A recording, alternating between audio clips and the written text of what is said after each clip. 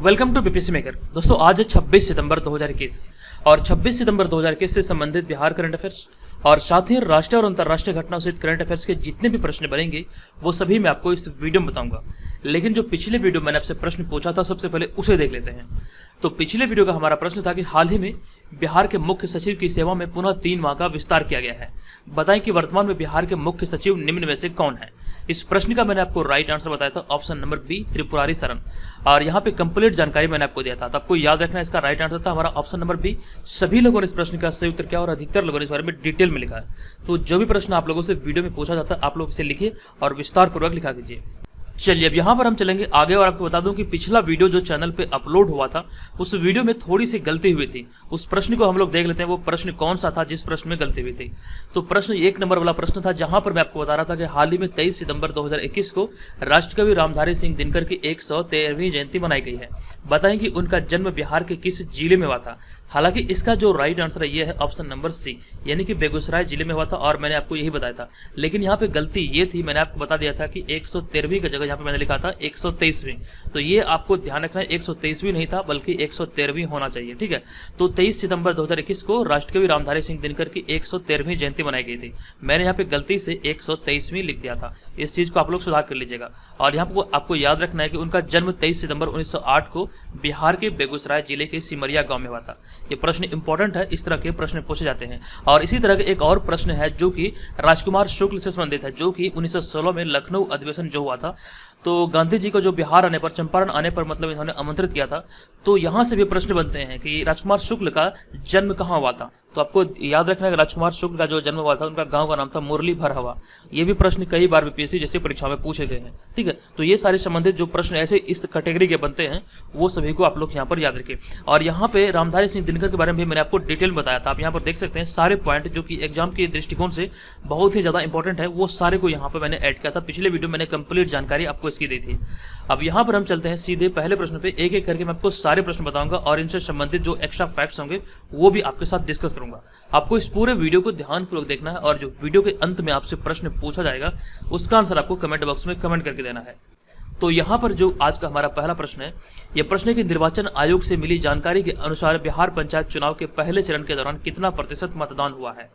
तो इस प्रश्न का हमारा राइट आंसर है ऑप्शन नंबर बी, 65% मतदान हुआ है। अब यहाँ पे जो मतलब कि मैंने आपको बताया था कुछ दिन पहले कि बिहार पंचायत चुनाव 2021 वाला जो है ये 11 चरणों में आयोजित किया जाएगा। लेकिन यहाँ पे सभी चरण में ये आपको याद नहीं रखना है कितना प्रतिशत मतदान हुआ है। यहाँ पे पहला जो चरण था ये इंपॉर्टेंट है, तो यहाँ से प्रश्न आपके बनेंगे, इसीलिए यहाँ पे मैंने इस प्रश्न को ऐड किया। हालांकि ये उतना इंपॉर्टेंट नहीं, लेकिन ये आपको फिर भी ध्यान रखना है कि यहाँ से मतलब प्रथम चरण में 65% मतदान हुआ है। पहला चरण है, इसीलिए मैंने इस क्वेश्चन को यहाँ पर ऐड किया है। अब यहाँ पर आपको इस बारे में बता दूं कि बिहार पंचायत चुनाव का पहला चरण 24 सितंबर 2021 को 10 जिलों के 12 प्रखंड में आयोजित हुआ और जिसके अंतर्गत निर्वाचन आयोग से मिली जानकारी के अनुसार इन सभी जिलों में 65% का मतदान हुआ है। ये आपको यहाँ पर याद रखना है, 65% मतदान हुआ है। अब यहाँ पर जो मैं आपको इस पॉइंट में बताने वाला हूँ ये वाला पॉइंट इंपॉर्टेंट है, क्योंकि इस तरह की पहल बिहार में पहली बार की गई है।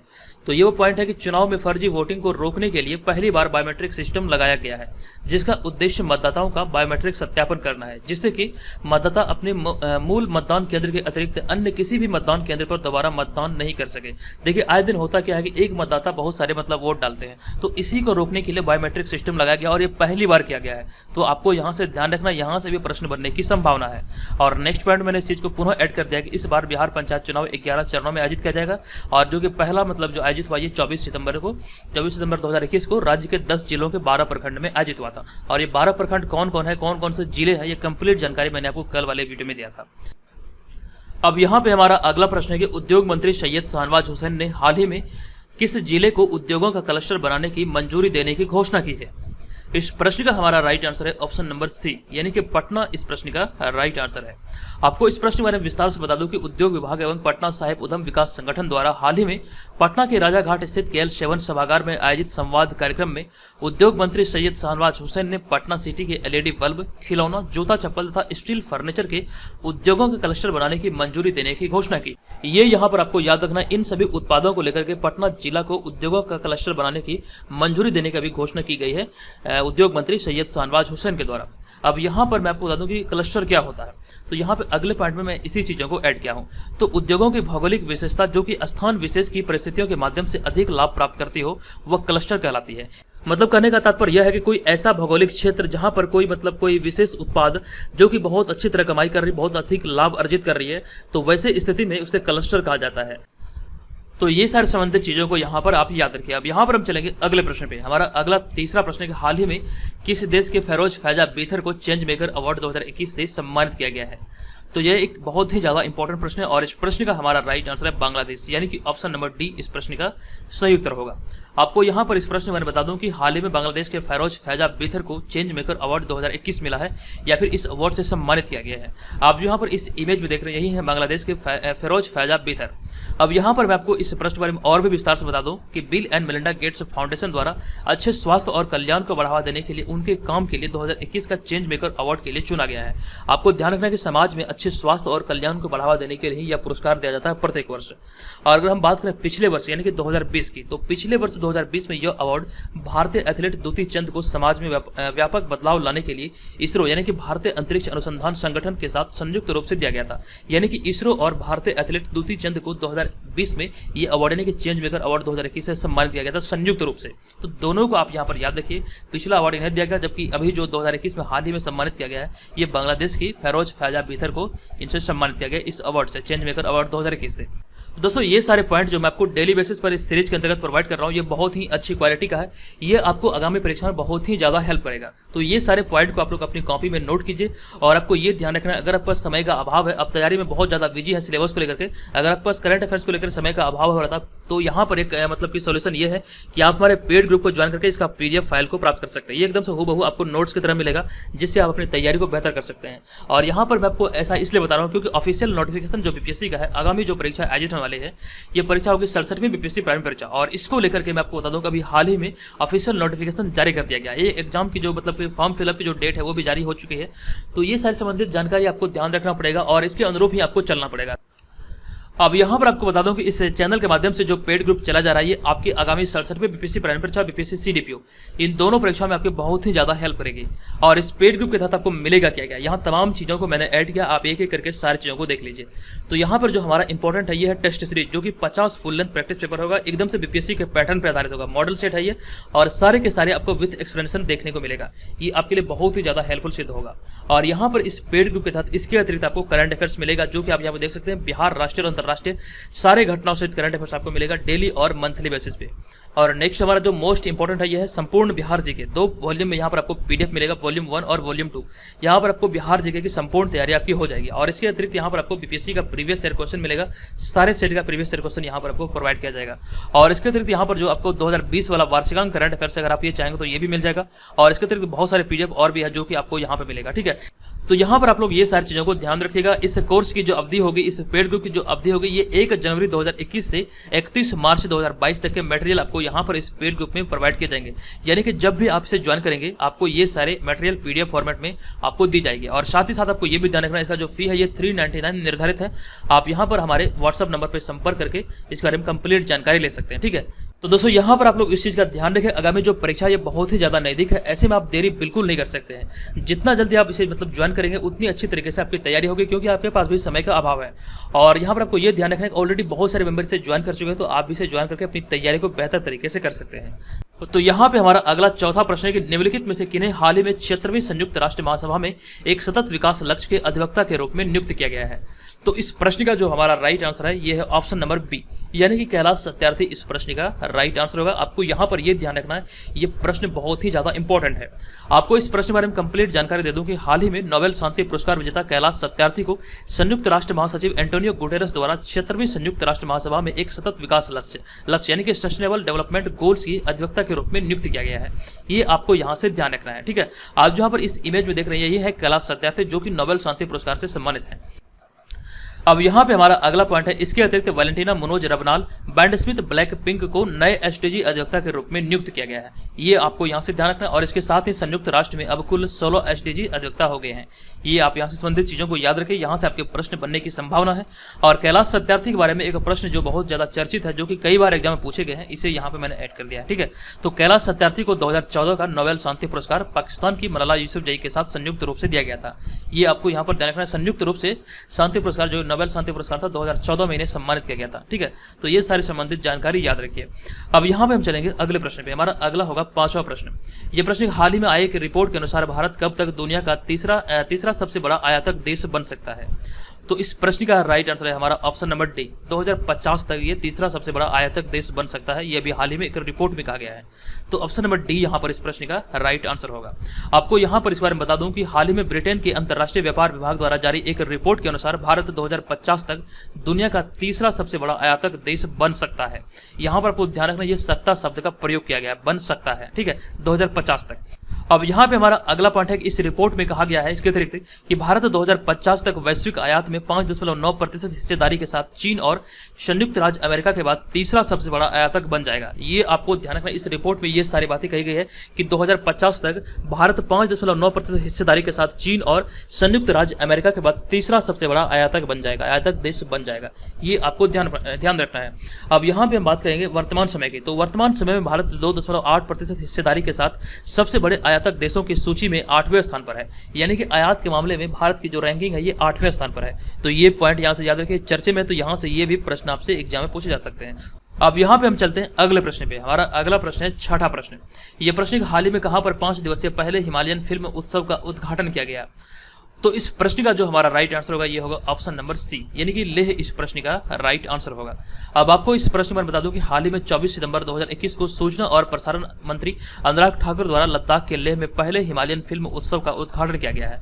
ये बहुत ही ज्यादा इंपॉर्टेंट प्रश्न है, ये आपको यहाँ से याद रखना। ये पहला हिमालयन फिल्म उत्सव का उद्घाटन अभी हाल ही में लद्दाख के लेह में किया गया है। यह 5 दिवसीय समारोह 24 से लेकर के 28 सितंबर 2021 तक चलेगा। ये आपको यहाँ से ध्यान रखना है। और यहाँ पर एक इंपॉर्टेंट पॉइंट यह भी है कि यह फिल्म समारोह का आयोजन भारत की आजादी के 75वें वर्षगांठ पर चल रहे आजादी का अमृत महोत्सव के अंतर्गत किया जा रहा है।